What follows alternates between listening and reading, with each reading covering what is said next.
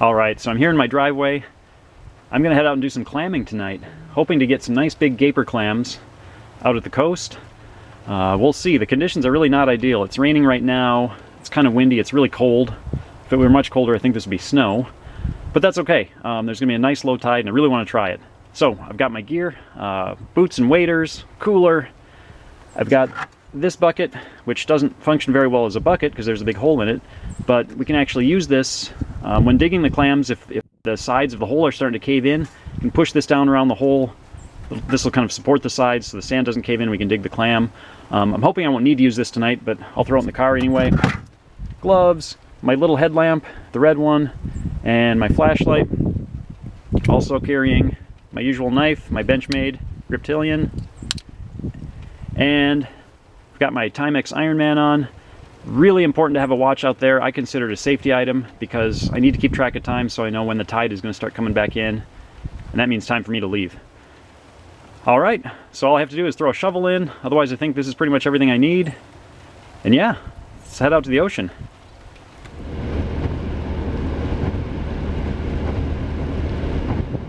Alright, I made it out here to the coast. I don't think you can see much if I turn on my flashlight. There's the rocks and beyond is the bay, where hopefully there's some nice big gaper clams. Let's go check it out.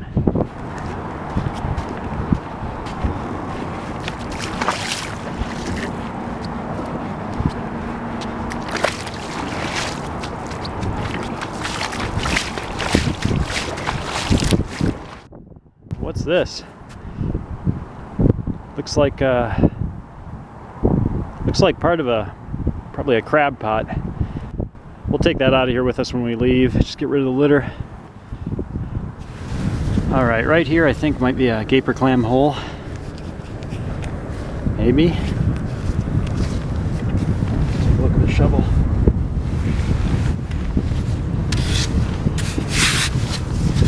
Yeah, I think so. That was just where I was poking, but I'm not so sure.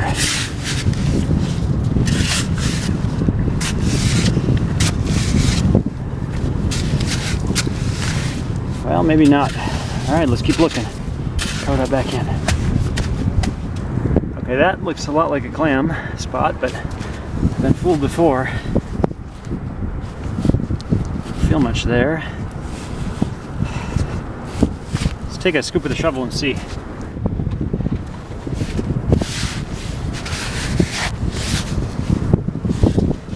Maybe a sign of a hole right there, but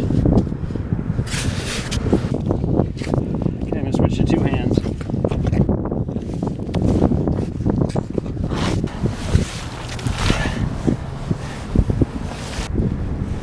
Okay, nothing there either. This is ridiculous. Let's see what else we can find. Okay, let's try this. There's most definitely a hole there, right there. Scoops of the shovel. Let's try it.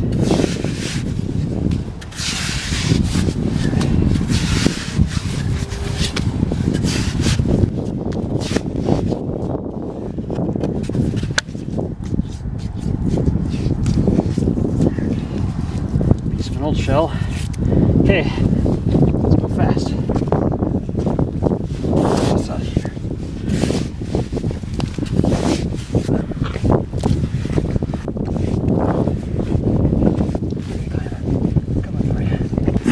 Big one. Where's my glove? Yeah, that's actually easier.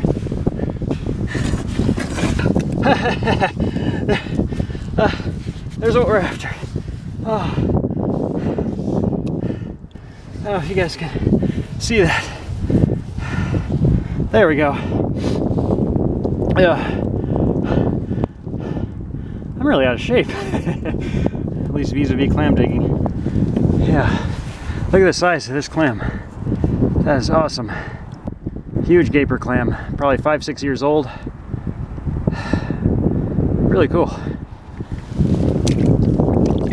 Rinse them off a little bit. There's the siphon. Get a good look at that. Yeah, that's really, really cool. At least I think so. But this thing probably weighs, boy, it's got to be over a pound. Let's do a time check. Can't read it. All right, we're about almost a half hour past low tide. So that means it's really time to get out of here. Not worth it to be stuck out here. It's getting dangerous. So I'm gonna hightail it back to the car, check back in with you when I'm safe on dry land. All right, well, I made it back safe. I'm by the shore here. Just texted my wife, let her know I'm okay.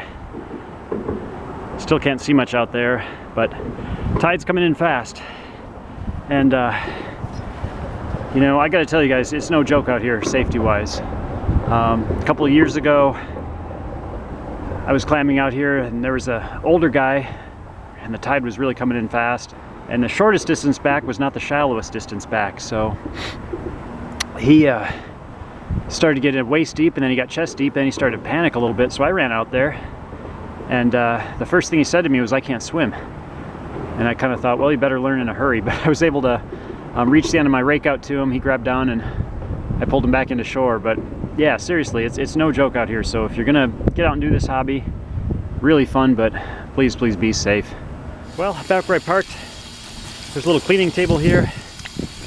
I'm the only one here today. It's really weird. Usually on a good day when there's a really nice low tide, there's a lot of people out here clamming, but it's just me right now.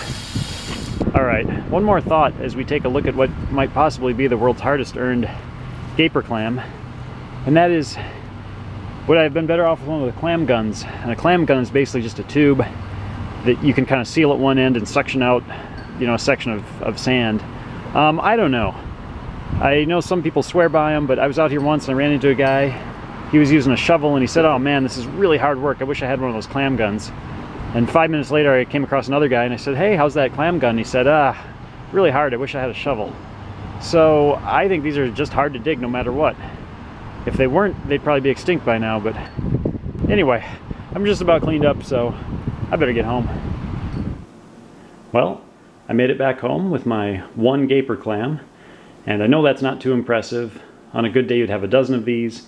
Even on a not so good day, you'd have half a dozen. But, you know, it was dark, it was pretty cold. The tide was low, but it wasn't that low. And I was carrying the camera around, so those are all my excuses. I don't know if you believe them or not. But anyway, it was really a lot of fun to be out there and to make a video. This one clam weighs about 1.5 pounds. So you can imagine how much meat you'd have if you had a dozen. But even with one, hey, I'll take it, that's great. So just fun to get outside and have a little bit of an adventure and do some kind of cool outdoor stuff. So anyway, hope you enjoyed it. I'm gonna finish cleaning up and clean up this clam, and yeah, I'll see you next time.